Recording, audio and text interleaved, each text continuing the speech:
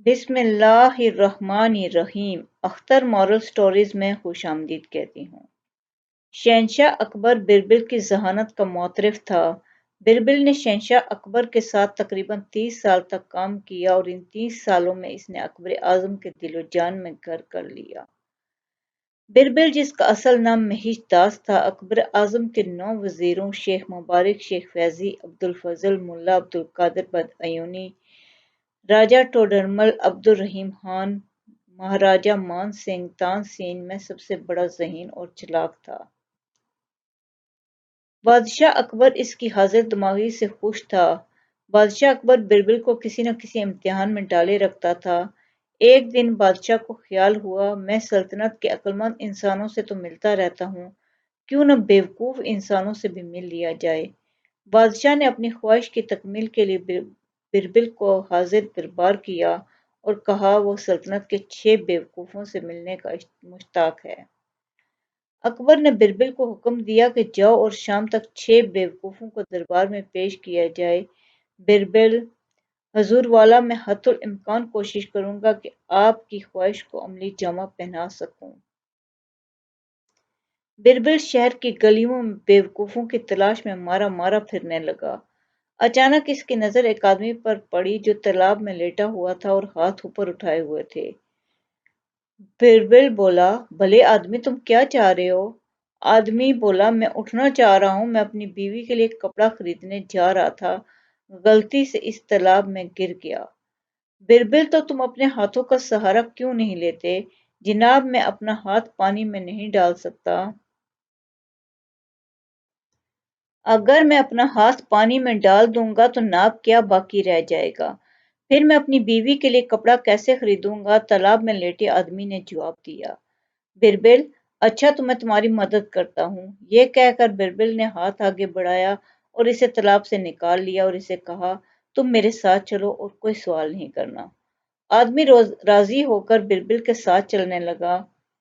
ابھی وہ تھوڑی ہی دور گئے ہوں گے کہ ان کا سامنا ایک آدمی سے ہوا جو گھوڑے پر سوار تھا اور سوکھی گھاس کا گٹھڑا اپنے سر پر رکھے ہوئے تھا۔ بربل نے اسے دیکھ کر کہا، ارے میاں، تم گھاس گھوڑے پر کیوں نہیں رکھ لیتے؟ اس کی ذہن پر باندھ سکتے ہو۔ اس گھڑسوار نے جواب دیا، جناب، میرا گھوڑا کمزور اور دبلا ہے، اتنا وزن نہیں اٹھا سکتا۔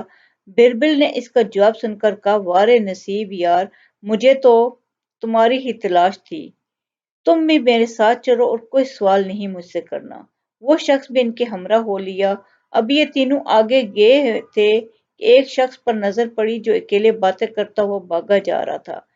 بربل نے پوچھا، ارے میاں، کہاں بھاگے جا رہے ہو؟ ذرا دیکھ کے سنبھل کے چلو۔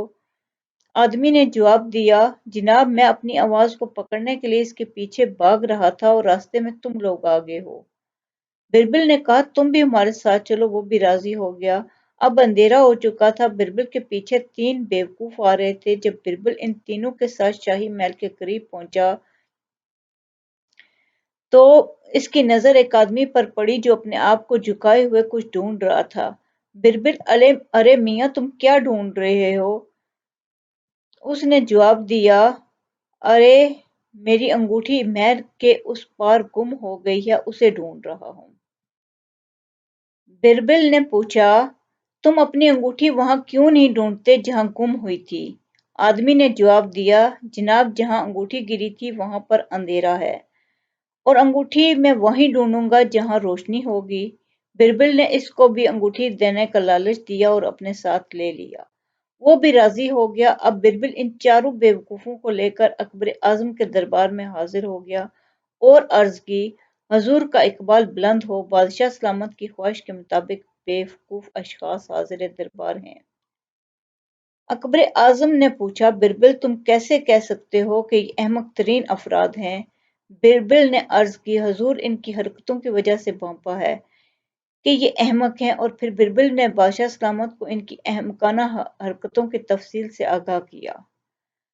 اکبر اعظم نے تفصیل سننے کے بعد کہا، میں نے تو 6 بیوقوفوں سے ملاقات کرنے کا کہا تھا مگر تم 4 لے کر آ گئے ہو۔ بربل نے عرض کی، جی حضور، 4 ہی لے کر آیا ہوں۔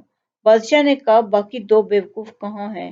بربل نے کہا، اگر جان کی امان پہنچ تو میں کچھ عرض کروں۔ اکبر اعظم نے کہا اجازت ہے۔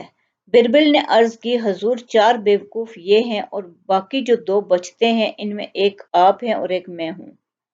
اور وہ اس طرح کہ آپ نے احمقانہ خواہش پیش کی اور میں نے اس احمقانہ خواہش کو پورا کرنے کی حامی بھر لی۔ شہنشاہ اکبر بربل کے جواب سے لاجواب ہو گیا اور اس کی حاضر دماغی پر داد دی۔ اللہ آپ کو بہت خوشیاں اور کامیابیاں دے، شکریہ۔